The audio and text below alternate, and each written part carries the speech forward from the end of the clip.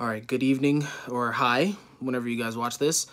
Hope you guys are doing well. This is kind of a spur of the moment live stream that I decided to do. I'm having a rough 2 weeks, let's say. Very probably depressed, just not performing in any capacity at work, whatsoever. But interestingly enough, I mean, I've definitely found, I guess, almost a desperate passion to kind of work on my own writing again. I've always wanted to do writing, and I'm like, look, okay, if I can't have my whole life be like this. So I've been writing again, which has been really engaging. I've been working on my website. That's also been really engaging. But the rest of my life is kind of on a standstill, which is not good, right? And so for me, obviously, as an info dom, the first thing I run to is my info. I run to the theories, right? Instead of getting work done. So it's a bit embarrassing, but I am very much my type. And basically where I went to was, I basically asked myself, okay, who are the people that I've known that have either been in my situation and have gotten through it, or who have consistently given, good counsel to people in my situation, and have shown records of success. And Jordan Peterson is one of those people, right? Now, in the OP system, Jordan and I have very similar types. So Jordan's an ENTP. I guess he's NETI, consume, play, blast, sleep, blast. I'm also sleep, blast, but I'm NETE, play, consume, blast. But there's still a lot of similarities there. So I think that's probably why I ran to him as one of the sources of counsel, let's say.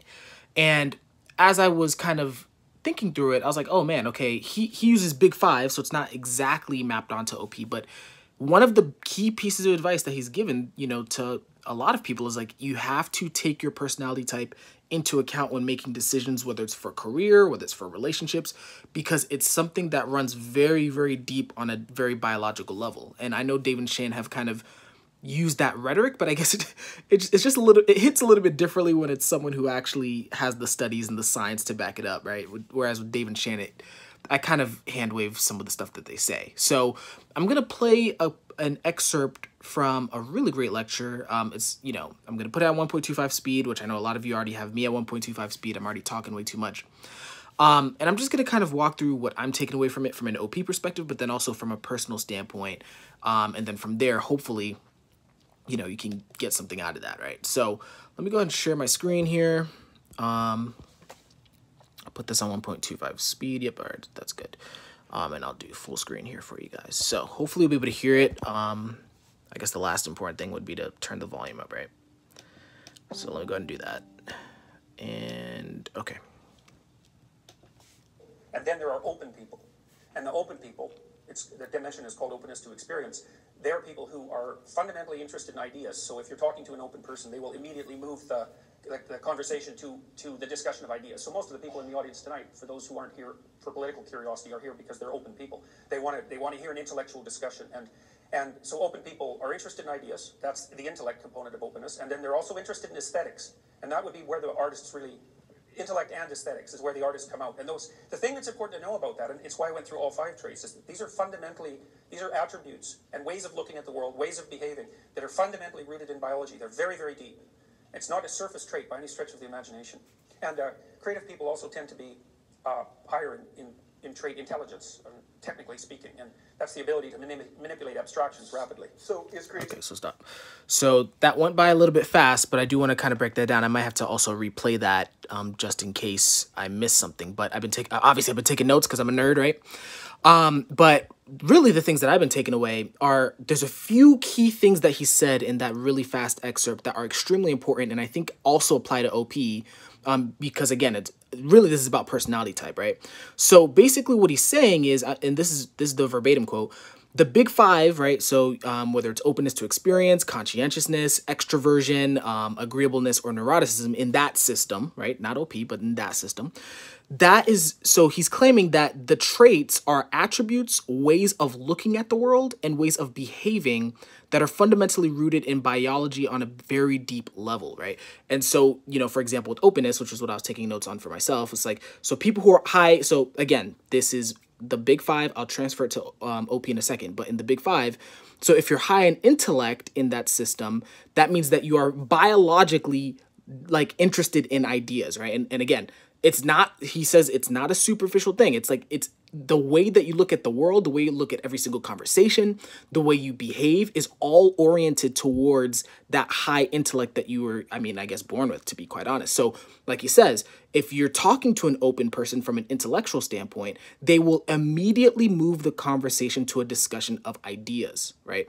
Similarly, and I think, I don't know if he mentioned it in this one, again, this is Big Five, if you're open to experience, that basically means you're interested in aesthetics or art, right? And so if you're talking to an open person, they will immediately move the conversation to a discussion of aesthetics, right?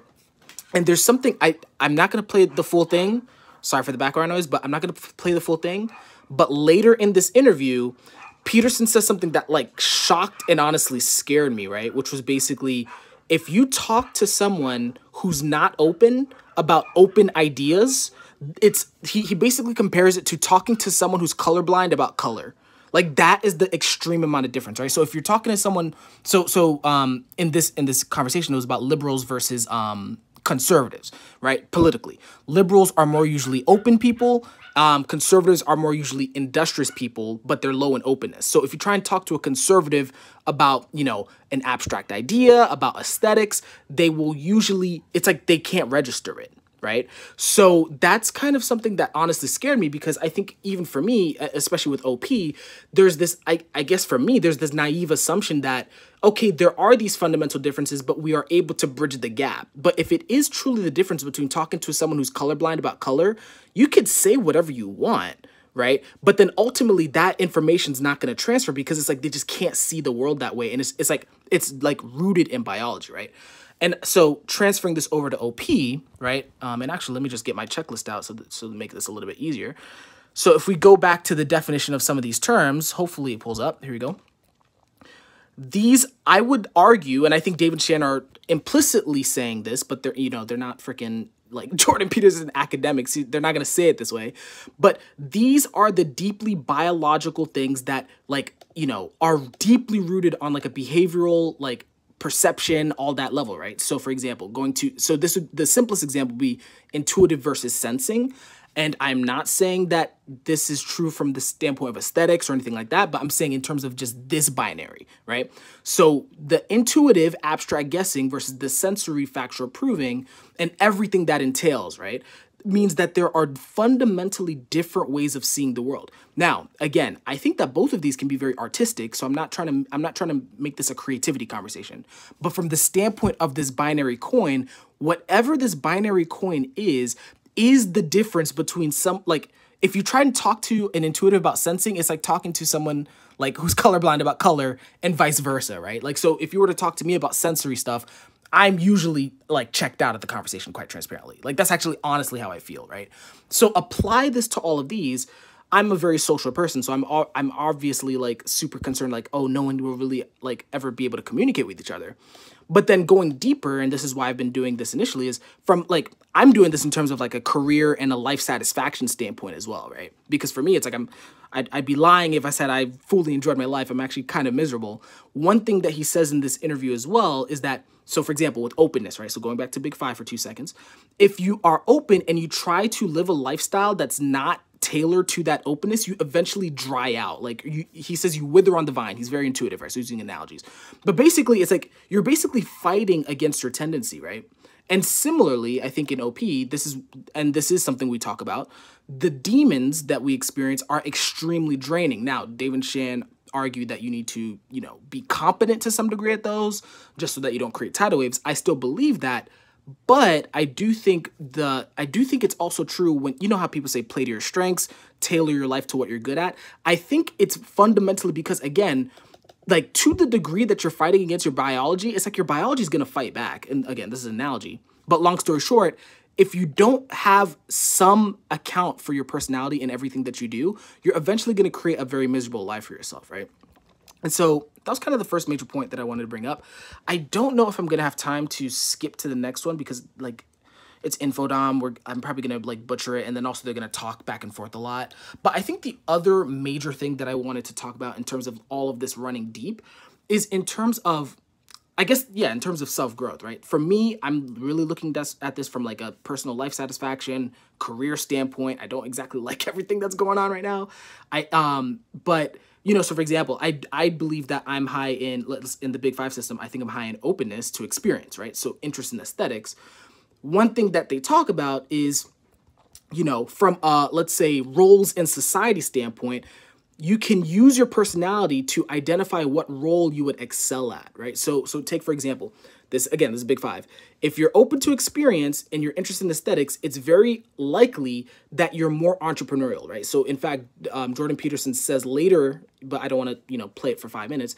He later says artists and entrepreneurs, sorry, from a personality standpoint, are usually very, very similar, if not the same, right? In the sense of they're very exploratory, they're very interested in new ideas, new possibilities, new aesthetics, blah, blah, blah, right? Possibly OE in the OP system, right? But regardless, what he says is, okay, if you're high in this trait, like, it's inevitable that you're going to do this, first of all. And then the second thing he says, and this is from a political standpoint, is it's a really great quote: liberals start companies and conservatives run them. Meaning, right? So conservatives, like I said before, they're high in industriousness, meaning very organized. Like in the OP system, it'd probably be more OI, right? Very OI, possibly SI in Jordan Peterson's bias here. So they're very good at managing a company once it's already established, once there's a certain bureaucracy there, once the idea has proven itself to be useful, right? Whereas the liberals are the ones that are constantly coming up with new stuff, right? And so what he kind of recommends from a career standpoint is like, look, why fight against that, right? First of all, like Peterson says, he basically treats it as inevitable. If you're high in openness, you're going to be entrepreneurial to some degree, right? And then the second thing he says is, okay, if that's the case, I think, basically what he's saying is lean into that and find people within your life, obviously in a balanced way, but find people to support you in the areas that you're weak. And I think this is an area where, quite transparently in OP, I think the narrative around outsourcing your demons kind of flip-flops, because on the one hand, they're obviously saying, people do that unconsciously, where they just let everyone else clean up after them and they're a little kid, and that's not good.